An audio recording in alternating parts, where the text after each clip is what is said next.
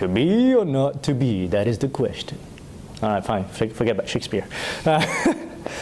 Yes, it's a very important part because you are trying to use your body and your voice as a way to help the audience imagine and visualize your speech. And that's the part that I feel there's not such a thing, there's such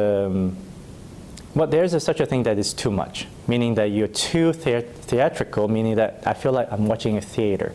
Because the public speaking genre is a conversational type, but as if you're talking to a friend. And if you talk to your friend, you will be animated. It's like, hey, dude, did you just see yesterday? I was there, and then I saw this minibus, and you're animated by yourself already.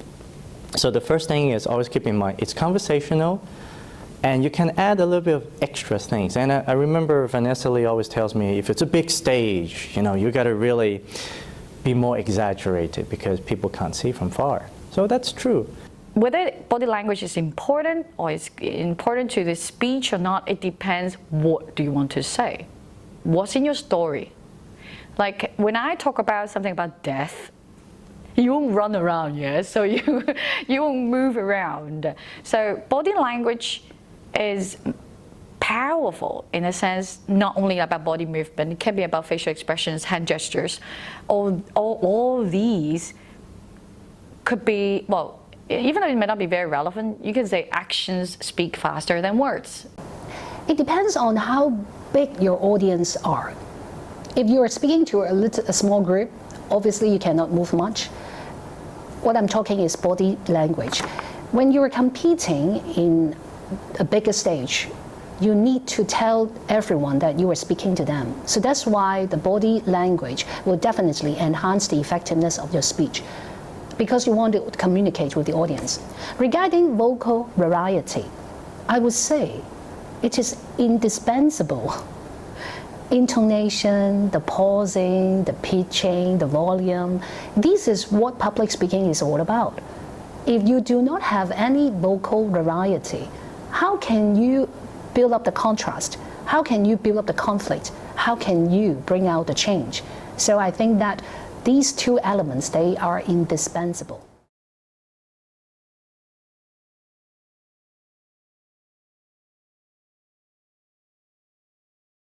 As a Toastmaster, we learn, we practice, but I would suggest to everyone to try to think from the perspective of children.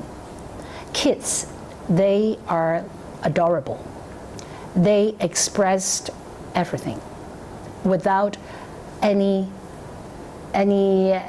coverage or camouflage or whatever. They don't cover, they show everything on their faces. So this is what kids is all about. Vocal variety and also body language. So we can always learn from them. I would say it takes a lot of practice. It takes a lot of self-correction or self-development, improvement. But at the same time, it would be nice to have people pointing out to you the areas for improvement and then showing you with vivid examples how you can do a better job. And so evaluation would be something that is important. And observing great speakers, how they do their tricks on stage, that would also help a great deal. Wow, this is interesting. You do not really need to train up all this skill. All you have to do is that when you stand up there, going to say something, if this is truly from your heart, and just allow it to come out.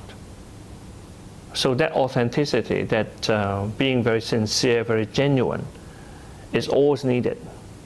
See, if I'm really angry, then my voice will sound angry, right? If I'm happy, my voice will sound happy. So say, for example, I'm going to have a story about two persons. One is myself, one is my father, mother, or whoever, right? So if I'm going to recite this dialogue, then if I am standing in my shoes of my father, then I will be imagining that I'm my father. And then I will be saying what my father is saying.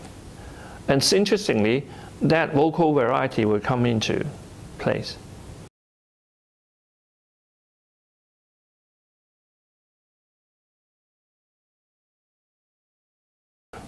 You never know until you hear the applauses. So all I can say would be that yes, it requires certain sensitivity.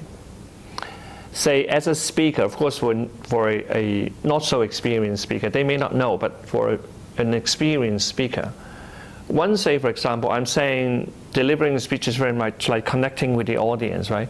And you have some idea whether they like it or not, all right? When you know that they actually like it, they're very much into it, they're so connected with you, you can carry them further down the road.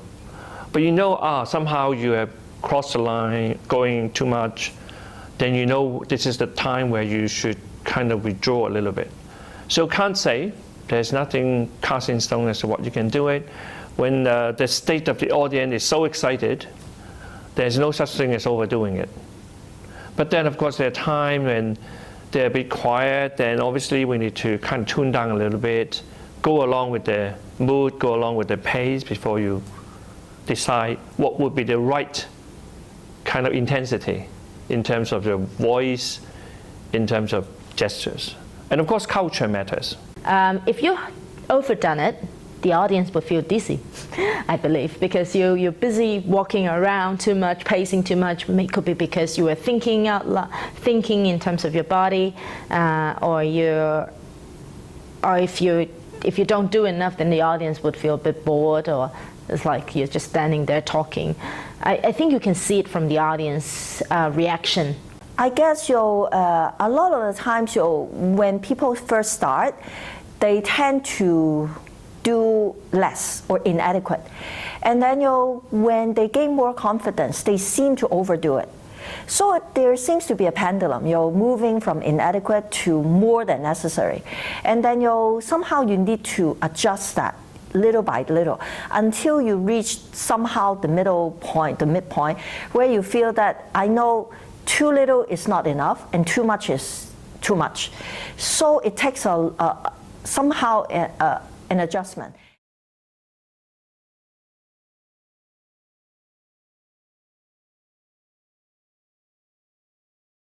A speech that I remember very well is Kwong Yu-young's winning speech. I think the year was 2012 or something.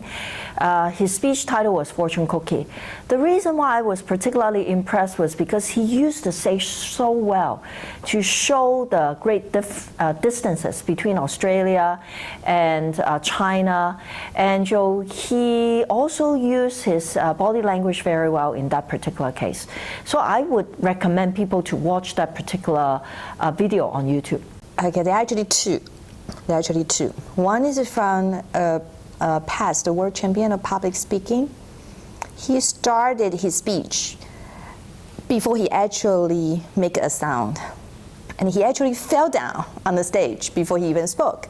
But then he stood up and he said, ouch, I just fell down, but now I'm one step forward than I was. So that's his message. And that was very, very impressive because he actually used the falling down and tied so well with the speech. That was one. The other one was a story I heard lately, and that was in a robbery scene, and then the survivor from that robbery.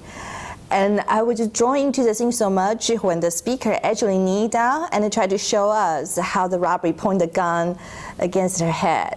And that image still stays in my brain right now.